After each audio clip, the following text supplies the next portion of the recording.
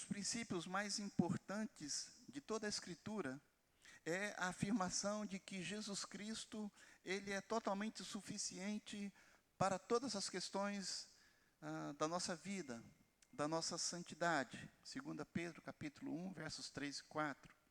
Ele é suficiente para a criação, para a salvação, para a santificação, para a glorificação. Esse Cristo que nós cremos, o Filho de Deus, ele é tão puro que não há nele nenhum defeito, nenhuma mancha, nenhum sinal de pecado, desonra, mentira, engano, corrupção, erro ou imperfeição. Ele é tão completo que não há outro Deus além dele. Ele é o único Filho amado. Todos os tesouros da sabedoria, do conhecimento estão nele. A plenitude de Deus habita corporalmente nele. Ele é o herdeiro de todas as coisas. Ele criou todas as coisas e todas as coisas foram criadas por ele, por meio dele e para ele. Ele sustenta todas as coisas pela palavra do seu poder. Ele é o primogênito de toda a criação. Ele é a representação exata do Deus Pai. Ele é o único mediador entre Deus e o homem. Ele é o sol que ilumina. Ele é o médico que cura. Ele é o fogo que defende. Ele é o inimigo ele é o amigo que conforta. Ele é a pérola que enriquece. Sabe? Ele é a arca que suporta. Ele é a arca que nos mantém sob as maiores pressões. Ele está sentado à direita do trono do Deus Todo-Poderoso. Ele é superior a todos os anjos, superior a Moisés, superior a Arão, ele é superior a Josué, superior a Melquisedeque, ele é superior a todos os profetas, ele é maior, muito maior que Satanás, ele é mais forte que a morte.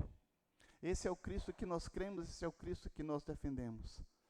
Os mestres do engano, os emissários da heresia, eles haviam chegado a Colossos, espalhando o veneno da heresia. Eles estavam atacando as doutrinas da criação e as doutrinas da redenção. Eles negavam tanto o fato de Cristo ser o Criador, quanto o fato de Cristo ser o Redentor. Essa carta foi escrita em defesa da fé. Refutando as teses dos falsos mestres, o apóstolo Paulo, ele vai destacar aqui pelo menos 4 grandes verdades a respeito da nossa salvação, da salvação que nós temos em Cristo. E ele vai também destacar nesse texto 5 verdades desse senhorio majestoso de Cristo nas obras da criação. E eu quero compartilhar com vocês essas verdades a respeito primeiro da salvação. O texto diz que Deus nos libertou do império das trevas. Ele diz: o qual nos tirou da potestade das trevas e nos transportou para o reino do Filho do seu amor. Irmãos, quando nós observamos o texto, nós podemos ver que existe um império do mal, e que esse império do mal, ele está em ação nesse mundo. O mal, amado irmão, é uma realidade concreta. Existe um ser maligno, um ser de todo corrompido, um ser que governa o reino de trevas. O Deus desse reino é Satanás. Ele é chamado de diabo, maligno, tentador, destruidor, pai da mentira, assassino, príncipe das trevas, Deus desse século, dragão, antiga serpente. Esse reino das trevas é reino de trevas porque é o reino da escravidão. É o reino de trevas, irmãos, porque é o reino do pecado. É o reino de trevas porque é o reino da devassidão. Porque é o reino da mentira. Porque é o reino do engano. É o reino de trevas porque é o reino da condenação eterna. O reino das trevas, amado irmão, é um reino que está em rebelião contra Deus. É o reino que amaldiçoa a Deus, é um reino que nega a Deus, é um rei que rejeita a Deus, é um reino que fere as pessoas. O mal existe, é concreto, é real. Uma das maiores ciladas e artimanhas do diabo é fazer com que as pessoas não acreditem nele. Mas o texto também nos diz que o homem não pode libertar-se a si mesmo desse império das trevas.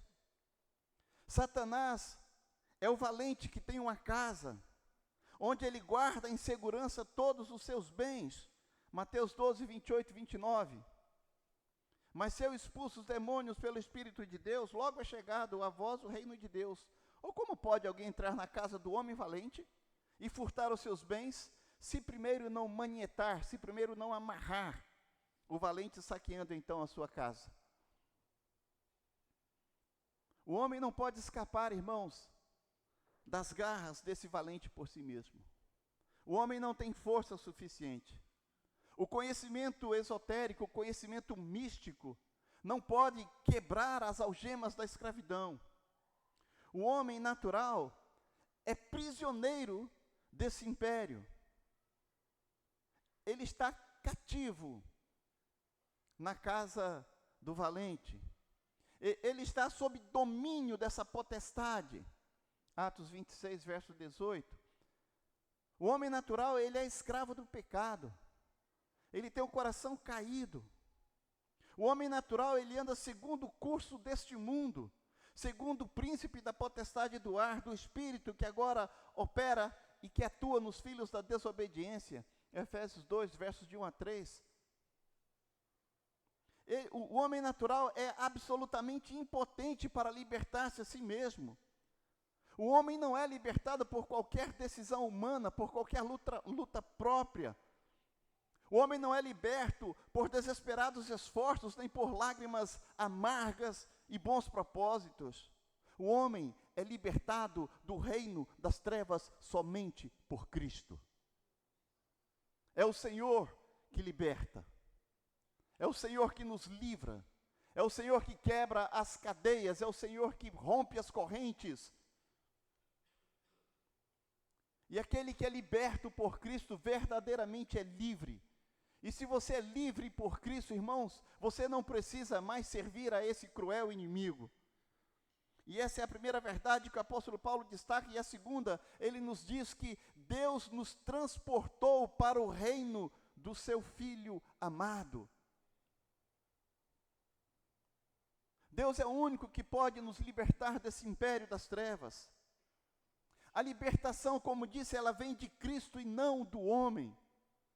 O poder das trevas não pode ser quebrado pela força humana, mas somente pela ação divina. Nós precisamos de Cristo. Nós dependemos de Cristo. Jesus é o libertador, Jesus é o resgatador. É Jesus que invade a casa do valente. É Jesus que amarra-o. É Jesus que saqueia-lhe a casa. É Jesus que liberta os cativos das suas garras. Irmãos, estávamos no império das trevas. Estávamos na casa do valente, aprisionado pelas grossas correntes do pecado, cegos, oprimidos.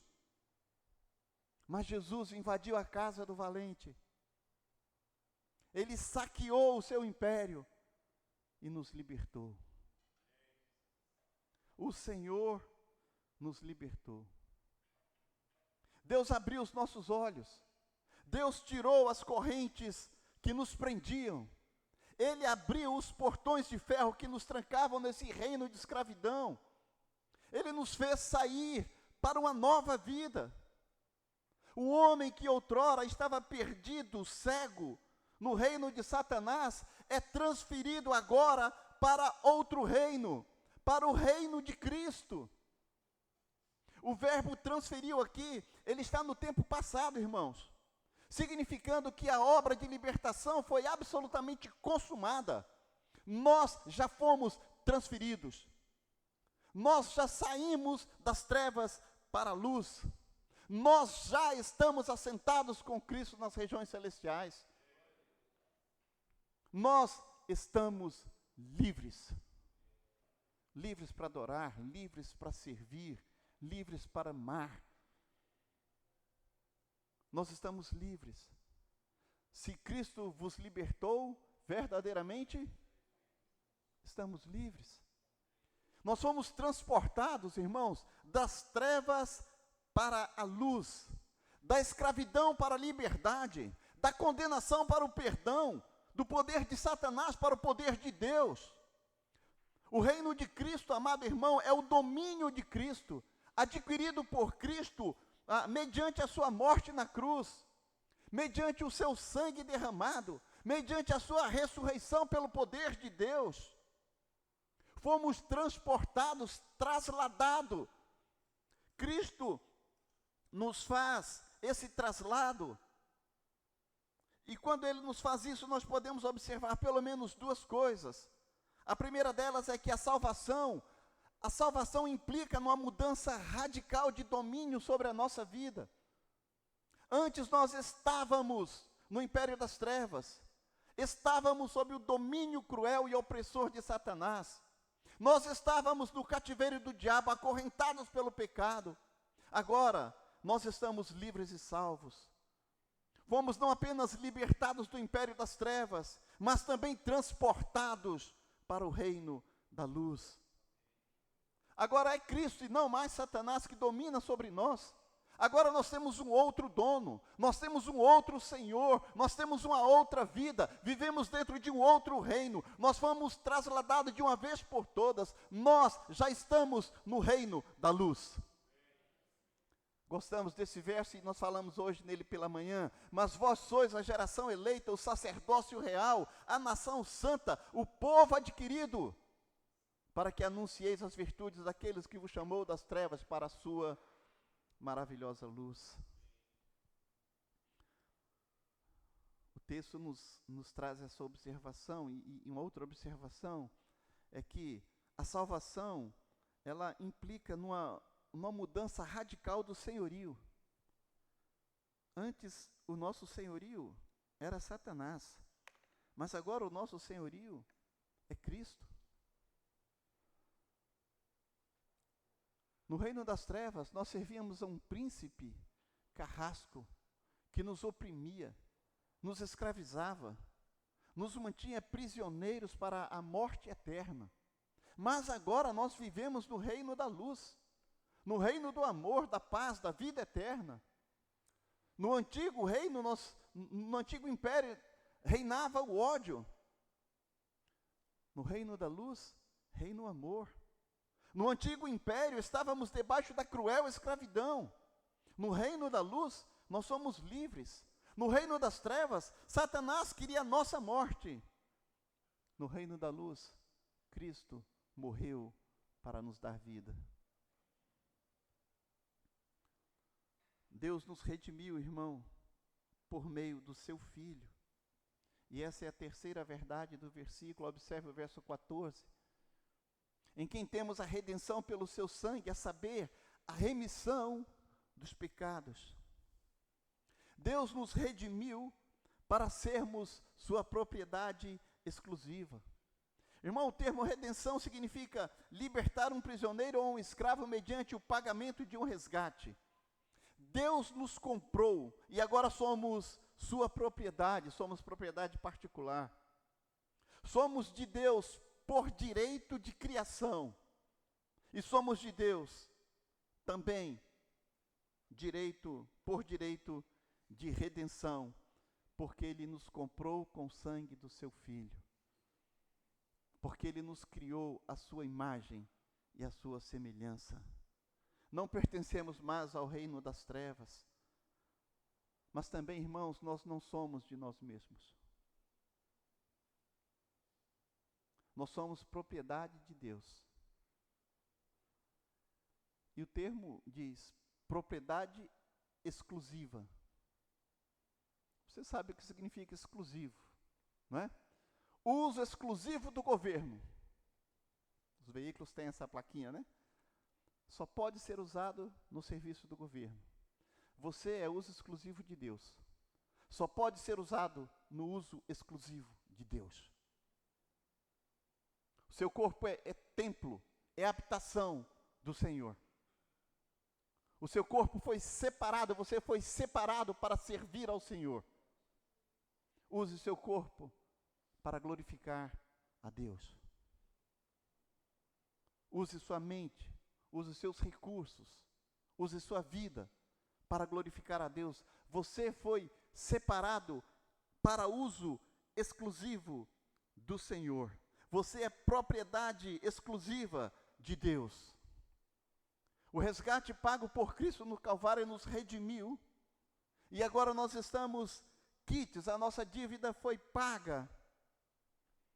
Nós devíamos a lei do próprio Deus, Romanos 8, versos 33 e 34. Nós devíamos a essa justiça de Deus, Romanos 5.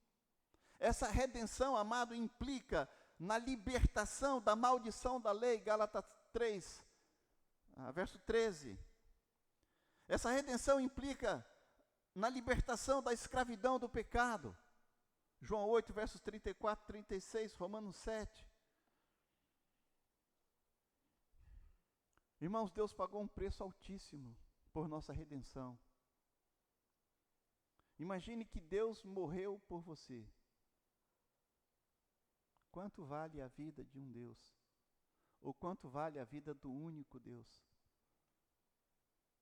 Esse é o seu preço. Foi isso que o Senhor pagou. Deus nos comprou não com prata, não com ouro. Ele nos comprou com o sangue do seu filho amado, esse sangue precioso. Atos 20, verso 28, 1 Pedro 1, 18, 19. Deus não poupou o seu próprio filho, antes por nós, ele o entregou, para que, pelo seu sangue, nós fôssemos resgatados da morte para a vida, da escravidão para a liberdade, do reino de Satanás para o seu glorioso reino, e nós achamos isso maravilhoso, e de fato é maravilhoso, mas o que nós estamos fazendo com essa libertação? Como nós estamos utilizando todo esse poder, toda essa liberdade que o Senhor nos deu? O que nós estamos fazendo com a nossa vida? O que nós estamos fazendo com os nossos dons? Jesus morreu para que você pudesse servir no reino da luz. Jesus morreu para que você pudesse participar da obra da salvação. Jesus morreu para que você pudesse cooperar com Deus. Mas nós estamos cegos, irmãos. Negligenciamos tão grande valor que nos foi dado. Nós somos livres para servir. Deus pagou esse preço. Ele não pagou a Satanás. É um ledo engano as pessoas dizerem isso. É uma grande heresia afirmar que Deus pagou o preço da nossa redenção para Satanás. Ele pagou a si mesmo, porque era isso que a sua própria lei exigia. O príncipe das trevas, ele não é dono de nada. Ele nunca foi e jamais será. Ele é um usurpador. Deus quebrou o cativeiro no qual nós estávamos presos e nos transportou de lá para o seu glorioso reino. Como Deus é justo e nós somos pecadores, nós não podíamos ser justificados sem que a lei fosse cumprida, sem que a justiça fosse satisfeita. Deus precisava cumprir a lei, Deus precisava satisfazer a justiça. Então ele providenciou um substituto perfeito, o seu próprio filho, para morrer em nosso lugar, para morrer em nosso favor. Deus propiciou a si mesmo pela morte de Cristo. Assim ele pôde ser justo e justificador de nós, pecadores.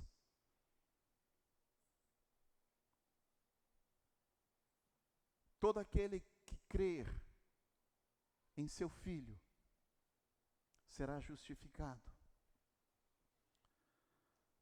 A quarta verdade que Paulo nos mostra nesse texto é que Deus nos perdoou por intermédio de Cristo. Ele usa a expressão a remissão dos pecados.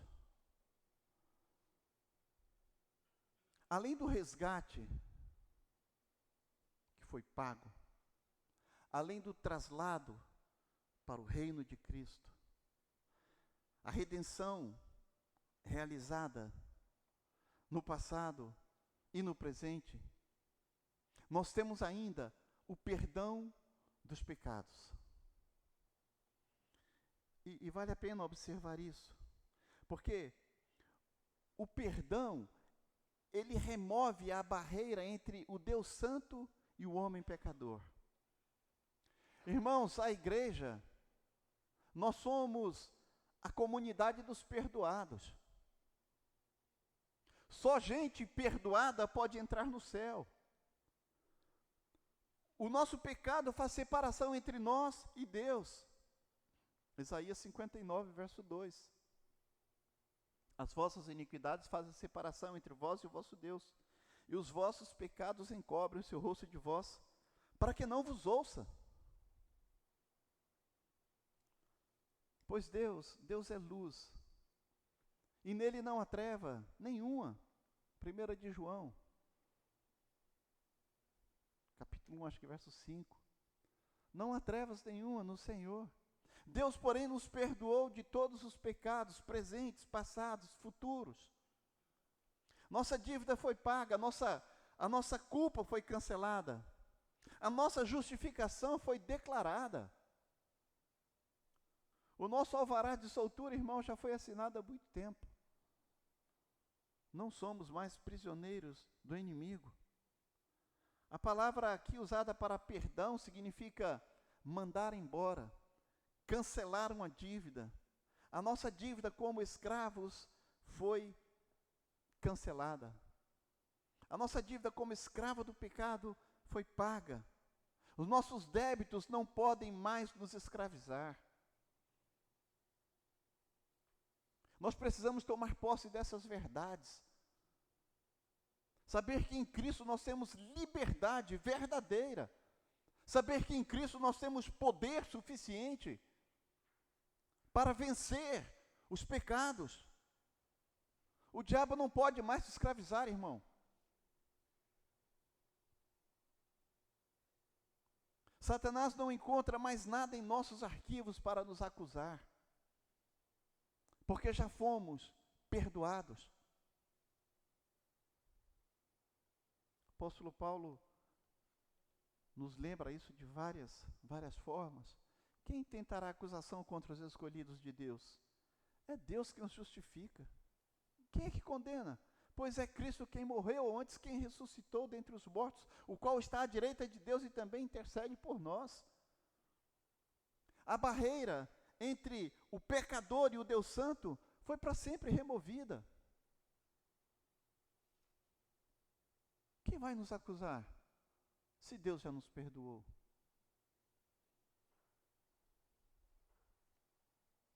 Eu não sei se você já teve a experiência de estar orando a respeito de um pecado cometido, e você está pedindo perdão, e você talvez não se sinta perdoado, e você ora de novo, e você ora, e você ora, e você pede perdão 1, 2, 3, 4, 10, 20 vezes. Eu estava num dilema desse, rogando perdão ao Senhor. Sempre que eu ia orar, eu dizia: Pai, o Senhor se lembra. E aí um dia eu estava orando e disse: Pai, o Senhor se lembra. E Deus me trouxe, o Espírito me trouxe à mente a passagem que diz: eu mesmo apago as suas transgressões, e dos seus pecados eu não me lembro mais. Meu irmão, se você confessar e arrepender, está apagado da sua ficha. Arrependa-se, abandone, e Deus limpa, acaba. Diferentemente de nós, Ele não vai olhar para você dizendo: estou me lembrando daquela coisa. Ele de fato perdoa. Irmãos, o perdão, ele aplaina o caminho de um novo relacionamento com Deus. Nosso caminho poderia ser torto, cheio de altos e baixos. Mas quando nos arrependemos, quando confessamos, quando recebemos o perdão de Deus, a nossa vida é aplainada. Nosso caminho se torna reto. Nós estabelecemos de novo o contato com o Senhor, a intimidade com o Senhor, o relacionamento com o Senhor. Por meio da remissão dos pecados, nós somos transferidos da posição de réus condenados para o status de filhos amados. Se você é pai, você entende perfeitamente isso. Se você é avô, principalmente. Né? Quando a criança vem arrependida, e você diz o quê? Ah, filho, eu te amo. Esquece, isso já passou, não tem nada a ver mais, já foi. Porque o amor cobre multidão de pecados, irmãos. E o Senhor nos ama. Irmãos, nós continuamos pecadores, mas agora pecadores redimidos. Há uma grande diferença. Quando um filho peca contra o pai, ele não deixa de ser filho. Ele perde a comunhão com o pai, mas ele não perde a filiação. Ele continua sendo filho. Por isso nós temos segurança da nossa salvação. Nós podemos perder a comunhão com o Senhor, mas não podemos perder a salvação, não podemos perder a filiação. Deus não diz para você, hoje você é meu filho, daí você erra e diz, não mais meu filho não. Aí você se arrepende e volta e diz, não, você é meu filho agora. Aí você peca de novo e diz, não, tu não é meu filho mais não. Não é assim que funciona. Deus diz, você é meu filho. Ele abre um registro de nascimento para você. Você é uma nova criatura. O seu nome está escrito no livro da vida e ele não vai riscar. Nós perdemos a comunhão, nós perdemos a intimidade, mas não perdemos a filiação. Por meio de Cristo, através da confissão, nós podemos receber constantemente o perdão e a restauração dessa comunhão com o Senhor. Esse versículo também foi falado hoje pela manhã. Se confessarmos, Ele é fiel e justo e nos purificar de toda injustiça. Então você já viu que você está perdendo quando não vem para a escola bíblica dominical, né? É coisa boa aqui, meu irmão, que acontece. Irmão, se nós confessarmos o nosso pecado, Ele é fiel e justo para nos perdoar. Nós restauramos a comunhão com o Senhor. As nossas orações passam a ser ouvidas e atendidas pelo Senhor. Porque os nossos pecados encobrem o seu rosto. Deus vira os seus ouvidos. Arrependa-se e volte ao Senhor. Você foi salvo para isso. Você foi salvo para comunhão. Você foi salvo para ter intimidade com o Senhor. Você estava perdido no reino de trevas. O Senhor te resgatou.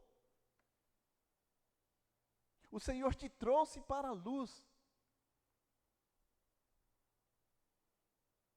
Há um hino bem antigo, cadê o Fábio? É daqueles lá, Fábio, de 1900 e... Eu era cego, perdido, sem Deus, sem Jesus, quando o Senhor estendeu a sua mão. Quando o Senhor estendeu a sua mão para mim, eu era pobre e perdido, sem paz, sem Jesus. Esse é o nosso retrato, irmãos. Pobre, perdido, cego. Mas o Senhor estendeu a sua mão. O Senhor nos resgatou. Ele enviou o seu Filho para morrer na cruz. Ele derramou o seu sangue por nós. Por quê? Só para nos salvar? Só para nos salvar. Mas é mais que isso.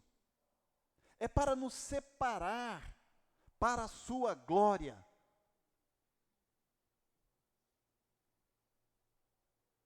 Para nos separar para a sua glória, para o seu reino.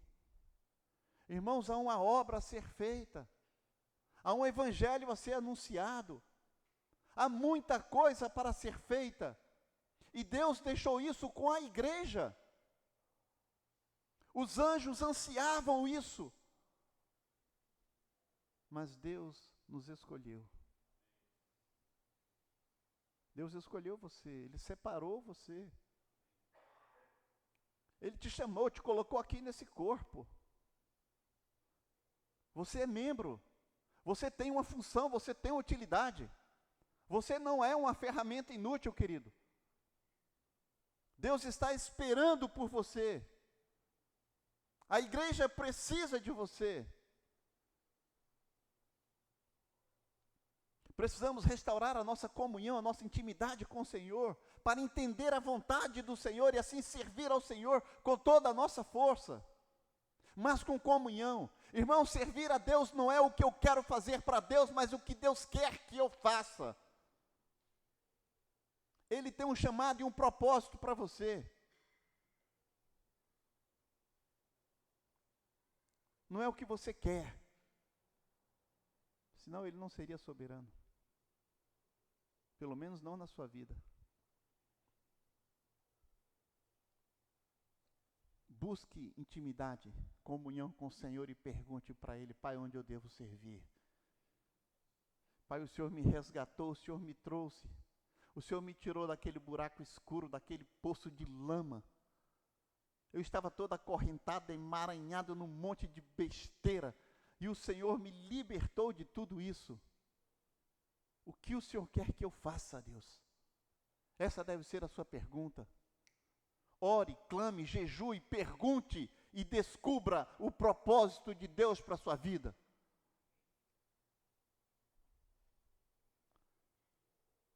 Uma terceira observação, irmãos, é que o pecado, ele alivia o peso da culpa que há em nossa alma. O perdão de Deus, ele remove do pecador esse peso esmagador de culpa. Pergunte para os mais famosos cientistas do mundo se eles conhecem um medicamento para libertar da culpa. Pergunte aos grandes artistas se eles são capazes de eliminar da consciência a culpa através da música, através da pintura, da poesia. Pergunte aos ricos, pergunte aos poderosos dessa terra, se o peso da culpa desaparece diante de tesouros ou de exércitos blindados. A pergunta será em vão, porque ninguém consegue fazer isso. Em Jesus, todavia, você encontrará aquilo que seu coração anseia. Não apenas como possibilidade ou consolação, mas como uma realidade total. O apóstolo Paulo afirma: nele temos a redenção, a remissão dos pecados. Jesus nos convida: vinde a mim vocês que estão cansados, sobrecarregados, eu vos aliviarei, porque meu fardo é leve, o meu jugo é suave, venham a mim. Ele nos chama: você está com sede? Venha e beba, porque eu sou a água da vida.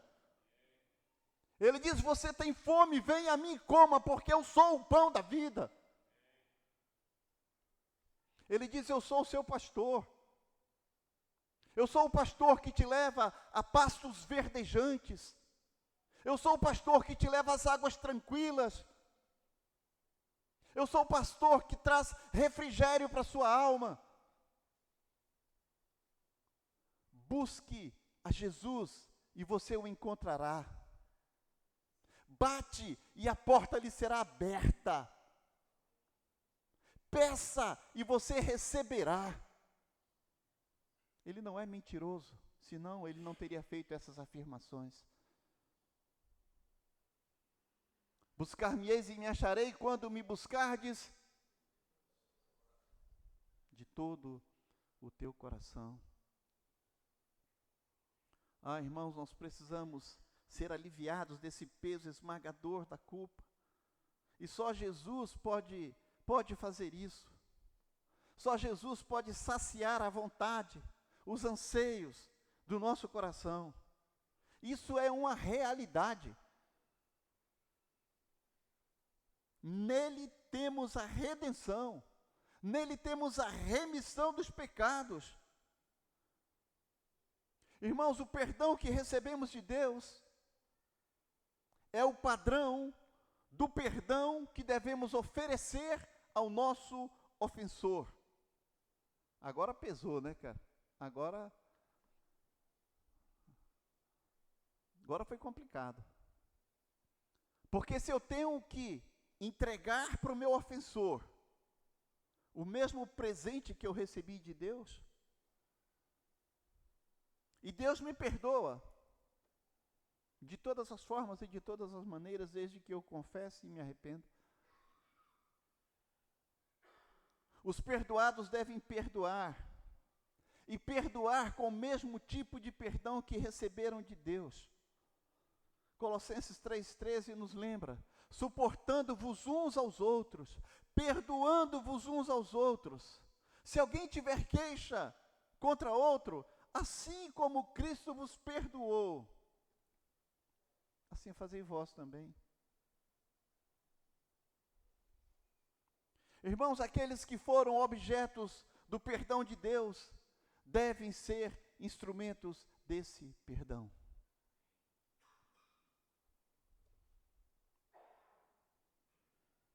Se Deus me perdoou de tal maneira, com tal profundidade, com tanta grandeza, por que eu retenho o perdão para as pessoas?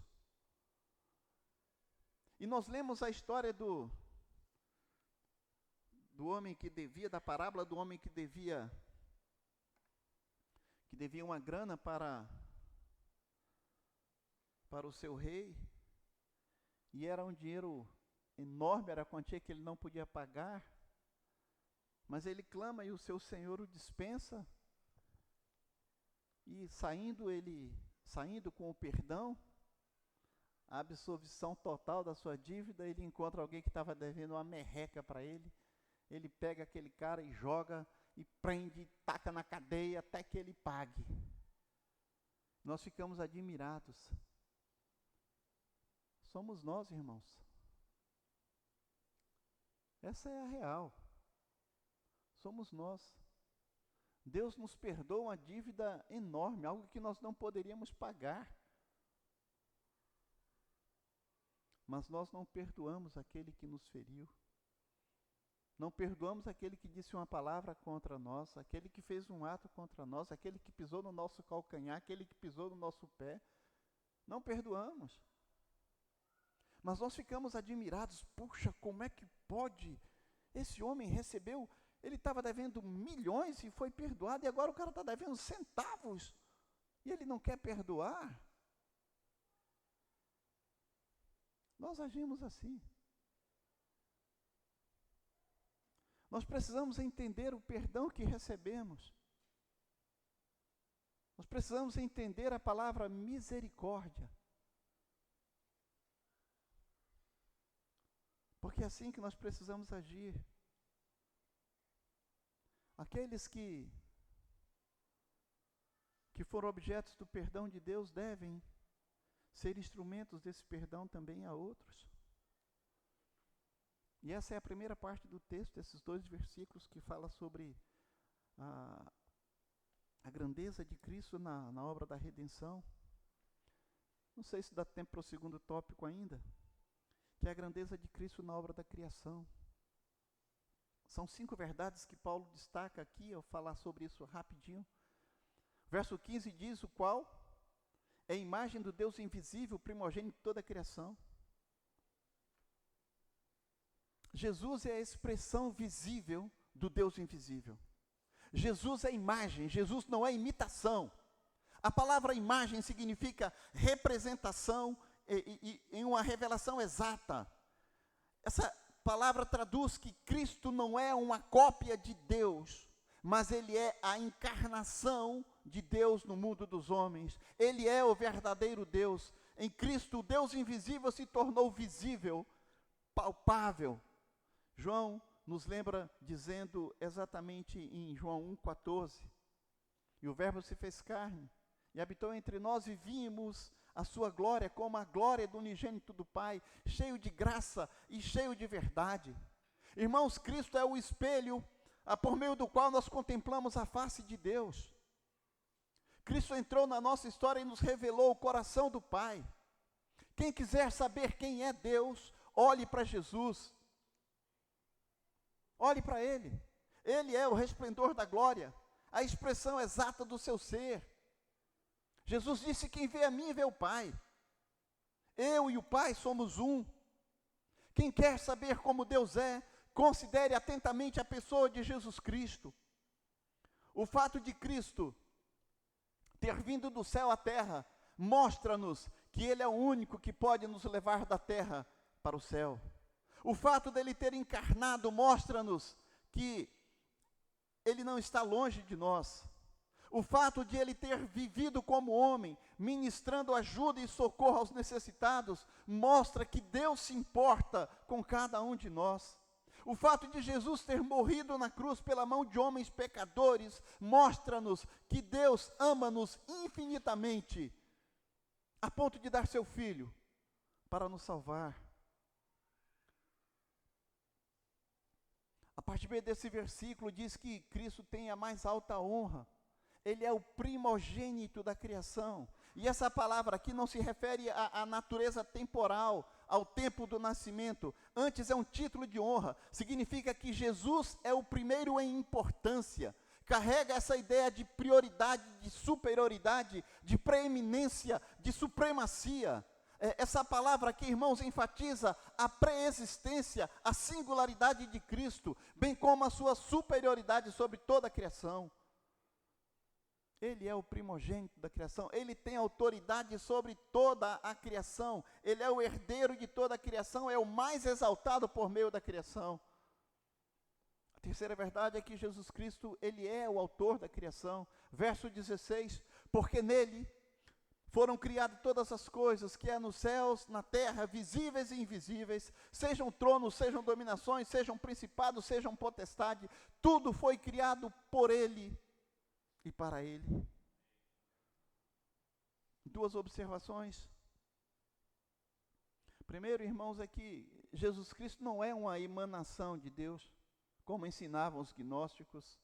Ele não é um espírito iluminado, como ensinam os espíritas. Jesus não é o primeiro ser criado, como ensinam os arianos e ainda ensinam as testemunhas de Jeová.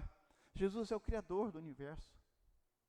Jesus Cristo é a fonte também de toda a criação, diz, o apóstolo Paulo destaca, pois nele foram criadas todas as coisas, nos céus, na terra, as visíveis e as invisíveis, sejam tronos, sejam soberanias, sejam principados, sejam potestades.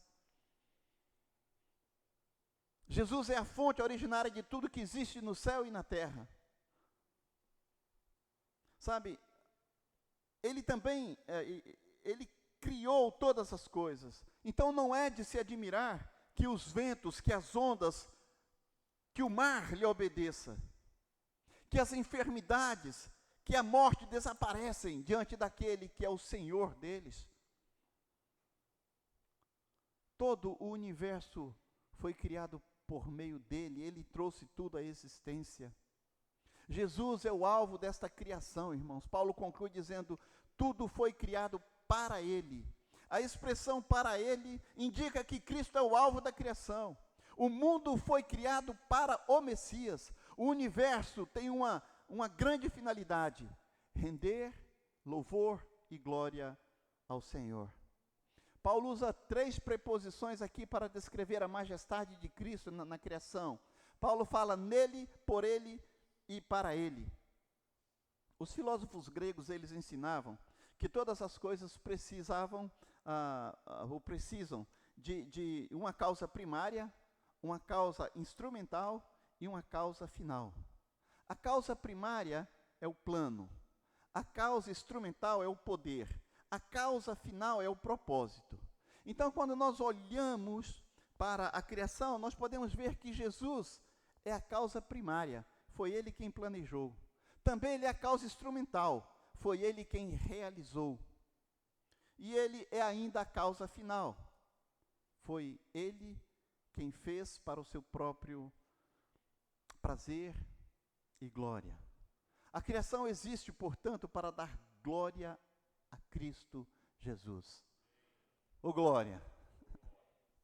A quarta verdade é que Jesus é pré-existente. Ele é maior que toda a sua criação. O verso 17 nos informa que ele é antes de todas as coisas.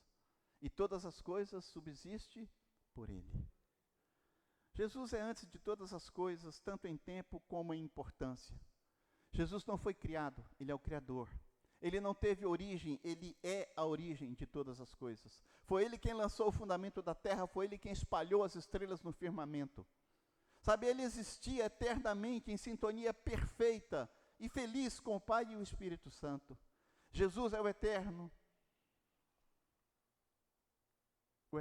Deus com o Pai e o Espírito. Ele habita a eternidade. E de eternidade a eternidade. Ele é Deus. Ele é autoexistente, autossuficiente. Ele não depende da criação. Ele não deriva da criação. A sua glória não deriva da criação, nem depende da criação. Ele é eternamente o mesmo. Ele é imutável. Nele não há sombra de variação, Hebreus 13.